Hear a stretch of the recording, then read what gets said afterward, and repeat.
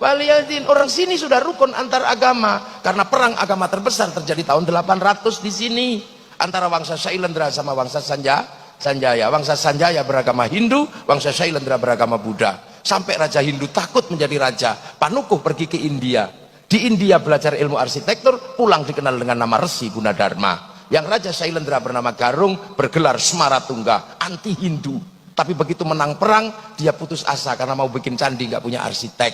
Maka arsitek yang disuruh bangun adalah orang Hindu yang bernama Panuko. Lahirlah candi Hindu, candi Buddha, nuansanya Hindu yang dikenal dengan Sambara Budura, Borobudur. Makanya kalau ada yang mengatakan Borobudur tinggalan Nabi Sulaiman, tertolak dengan teori itu. Kenapa? Karena Nabi Sulaiman berada di tempat yang namanya Ardul Muqaddasah, dan Ardul Muqaddasah bukan Sleman. Maka tidak usah sok Nabi Sulaiman dari Sleman. Iya, saya nanya jin yang paling tua bukan katanya. Itu akhirnya ada nuansa Buddha, ada nuansa dalam candi Buddha. Tiba-tiba anak Raja Buddha ini, si Smaratungga punya anak namanya Pramodawardhani Sematawayang, jatuh cinta sama si Panuko yang orang Hindu. Mau nggak mau dikawinkanlah antara anak Raja Buddha dengan orang Hindu yang anti Buddha, yang anti Hindu, tiba-tiba anaknya jatuh cinta. Makanya yang kemarin 0102 jangan terlalu serius, jangan-jangan anakmu saling jatuh cinta. Apalagi sekarang Pak Jokowi sama Pak Prabowo jadi satu. Ini hanya terjadi di Indonesia. Nggak usah malu, nggak usah malu, nggak usah malu. Yang kemarin mau jihad, mau apa, nggak usah malu. Kalau engkau tidak menangkan kami, aku takut tidak lagi yang menyembahmu. Udah nggak usah, nggak usah.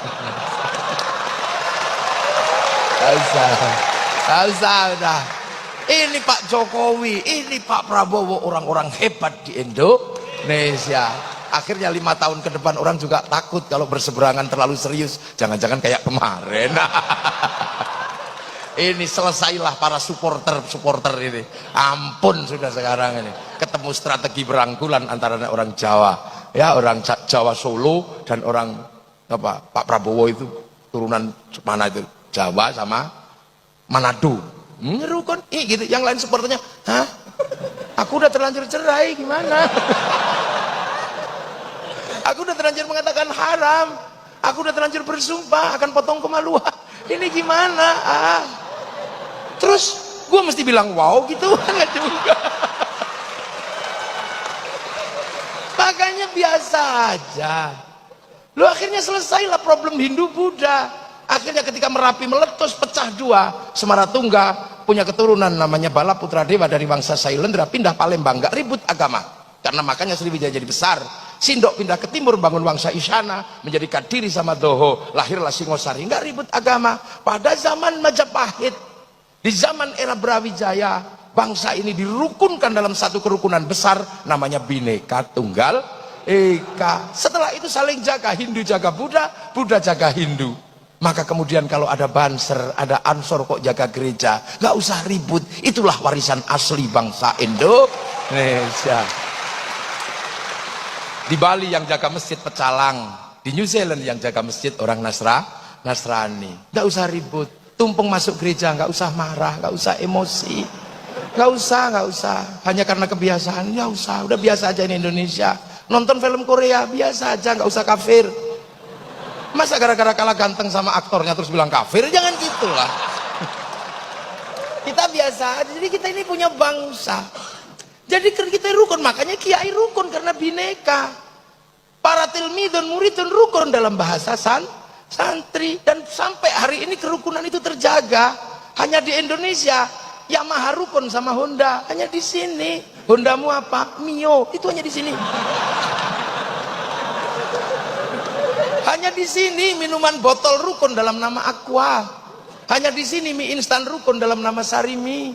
Hanya di sini seluruh pompa air rukun dalam nama Sanyo. Hanya di sini seluruh pembalut rukun dalam nama Softek. Itu di sini. Udah biasa. Hanya di sini. Itu. Ini di Indonesia rukun. Makanya kemudian para ulama punya konsep merukunkan ini tanpa membentur. Akhirnya kemudian kehilangan tanah air ini, Islam harus punya bangunan baru. maka lahirlah sebuah bangunan baru di mana raja dan hamba sebagai struktur yang disepakati di Nusantara mulai dibikin struktur kecil di tengah antara raja dan hamba. Struktur itu dikenal dengan nama musyarakah yang akhirnya menghasilkan bahasa masyarakat. Lah kalau sudah masyarakat, jangan raja, jangan hamba saling menindas, tapi hidup saling bertanggung jawab. Konsep hidup saling bertanggung jawab tawarannya adalah dari Rasulullah, kullukum ra'in wa kullukum mas'ulun an ra'iyati. Maka hidup bersama dalam musyarakah, orangnya disebut ra'iyah atau rakyat. Akhirnya raja dan hamba melebur dalam konsep ra'iyah. Dan satu-satunya bangsa muslim dunia yang sanggup mengambil kalimat Rasulullah untuk menyebut warga bangsanya dengan sebutan ra'iyah hanya ulama Indonesia. Nggak ada yang lain. Tapi ulama nggak marah, harus dihapus semua, enggak. Yang kawulo masih boleh bilang kulo, yang hamba masih boleh bilang ambu, yang abdi masih boleh bilang abdi, yang sahaya masih boleh bilang saya, masih boleh. Jadi gitu. Lah terus kemudian ro'iyah kalau ngumpul, Al-Quran menjelaskan wasyawirhum fil amri, maka kemudian lahirlah konsep musyawarah. Lah kalau musyawarah jangan menang-menangan sendiri. Al-Quran mengajarkan tafassahu fil majalis wafsahu yafsahillah, maka ruang musyawarah namanya majelis. Ngangkat pemimpin standarnya wasi'a kursiyyus samawat, maka kedudukan pemimpin disebut kursi. Sunan Ampel nata ini semua. Datuk Ribandang dikirim ke Sulawesi, Aryo Abdillah dikirim ke Palembang, Hatib Dayan dikirim ke Kalimantan. Lahirlah sistem ro'iyah, sistem musyawarah, musyarakah. Kemudian ini bersatu, Belanda datang, dilawan secara bersama-sama. Belanda pergi, daerah yang merupakan konsep para wali bersatu dalam sebuah nama wilayah. Artinya al-wali meninggalkan wilayah, dan wilayah itu dinamakan Negara Kesatuan Republik Indonesia. Makanya kalau ada pertanyaan kenapa Arab satu bangsa bisa pecah menjadi puluhan negara, kenapa Eropa satu bangsa bisa pecah menjadi puluhan negara, tapi kenapa Nusantara yang puluhan bangsa mampu bersatu dalam satu negara? Karena ada santri, ada kiai. Ini jawabannya. Dan kalian menikmati itu hari ini, siapapun apapun aliranmu, menikmati itu. Yang Nasrani, yang Hindu, yang Buddha, yang Islam menikmati itu semua pada konsep besar Bhinneka Tunggal Ika. Makanya kita pakai merah putih. Penyelesaian kita antar bangsa pakai Pancasila. Makanya jangan kau bawa sistem penyelesaian bangsa lain menggunakan dibawa ke sini. Perdebatan penyelesaian bangsa setelah Bung Karno zaman Balai Pustaka, apakah akan diselesaikan dengan cara Eropa? Tidak bisa. Lahirlah sebuah novel yang kemudian dikasih judul Salah Asuhan. Apakah akan diselesaikan dengan cara Arab? Tidak bisa. Lahirlah novel di bawah lindungan Ka'bah. Apakah akan diselesaikan dengan cara Indonesia full? Tidak bisa. Kenapa? Lahirlah novel namanya Siti Nurbaya. Apakah akan diselesaikan dengan cara Belanda? Lahir tenggelamnya kapal Van der Wijk. Apakah mau diselesaikan dengan itu? Nah sekarang banyak yang menganggap bangsa ini sakit, tiba-tiba membawa penyelesaian dengan cara dari luar. Makanya aneh. Membawa Hizbut Tahrir ke Indonesia itu aneh. Hizbut Tahrir didirikan oleh Taqiyuddin An-Nabhani untuk menjadi problem solvingnya bangsa Filistin, dan itu gagal di Filistin. Maka kenapa kau bawa produk gagal masuk ke Indonesia? Jangan. Ikhwanul Muslimin kemudian mau dipakai menyelesaikan problem Indonesia, nggak bisa. Ikhwanul Muslimin didirikan oleh Hasan Al-Banna sebagai problem solvingnya orang Mesir, dibawa ke Indonesia, di sana gagal, Mursi digantung. Akan kau selesaikan untuk Indonesia? Nggak mungkin. Kita bukan tipologi sana, kita puluhan bangsa bersatu dalam satu negara kesatuan Republik Indonesia. Maka kita pakailah problem solving Nusantara, cara-cara Indonesia. Kemudian Hizbut Tahrir yang merupakan khilafah tahririyah, akhirnya nggak laku. Biar laku dihubungkan dengan khilafah ala minajin nubuwah. Khilafah minajin nubuwah itu adalah alamatus sa'ah. Dia datang bersama hari kiamat. Kalau khilafah tahririyah itu bikinan Taqiyuddin An-Nabhani.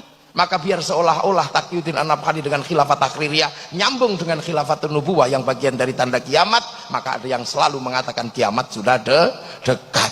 Masih jauh, masih ada santri. Lu santri kalau zikir bunyi, maka yang tidak ngerti bisa dengar menirukan. Pakai speaker yang jauh bisa dengar menirukan. Yang lain cuma diam gini. Nah, yang nggak bisa zikir sampai mati juga nggak bisa zikir, nggak dengar apa-apa. Strategi luar biasa. Makanya jangan kau sebut negeri ini tauhid. Gitu loh. Maka karena konsep besar adalah wilayah, maka santri yang merupakan tinggalan para wali, begitu bangsa ini harus memilih sikap. Apakah sikap memilih dasar Islam ataukah sikap memilih dasar bangsa dan negara? Kiai Hasyim Asy'ari memilih sikap bagaimana membangun bangsa dalam ketuhanan yang Maha Esa, meninggalkan yang namanya dan kewajiban syariat Islam bagi pemeluknya.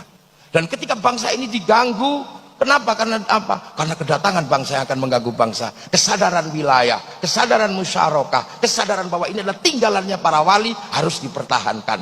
Maka ketika Belanda datang, kaum muslimin melakukan perlawanan, dan perlawanan itu diambil alih oleh santri dengan bikin keputusan yang sangat syar'i, namanya resolusi jihad tanggal 22 Oktober tahun 45. Meledaklah 22 Oktober perlawanan santri, dan dari 22 Oktober lahir 10 November. Tanpa 22 Oktober, tanpa resolusi jihad, tidak ada yang namanya 10 November. Maka 10 November hari pahlawan, 22 Oktober hari santri Indonesia.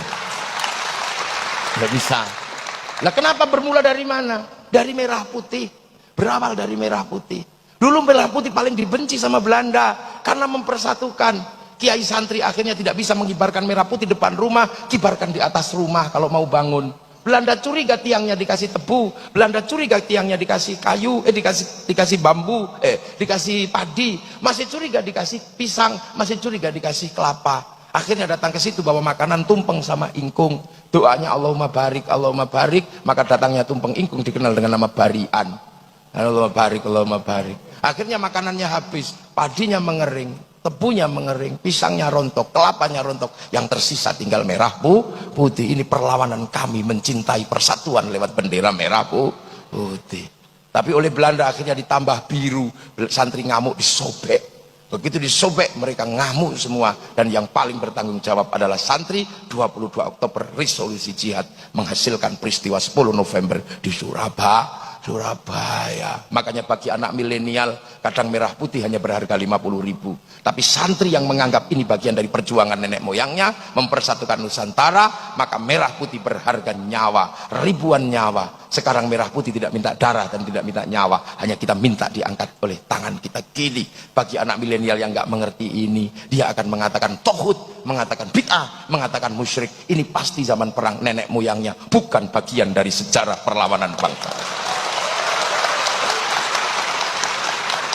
Ini Nusantara. Dan sekarang bangsa ini terus akan maju di tengah pergeseran besar antar bangsa. Ketika bangsa ini merdeka, bangsa ini disuruh memilih setelah Hitler jatuh tahun 48, karena Amerika sama Soviet terus berperang, mau ikut mana? Bung Karno tidak memilih ke kiri atau ke kanan. Akhirnya kemudian Bung Karno dijatuhkan. Sampai di eranya Pak Harto, kiri dan kanan masih terjadi Amerika sama Soviet. Dan hari ini pertarungan besar Amerika sudah mulai diruntuhkan oleh kekuatan baru namanya Shanghai Corporation. Anak-anak mahasiswa pasti tahu itu.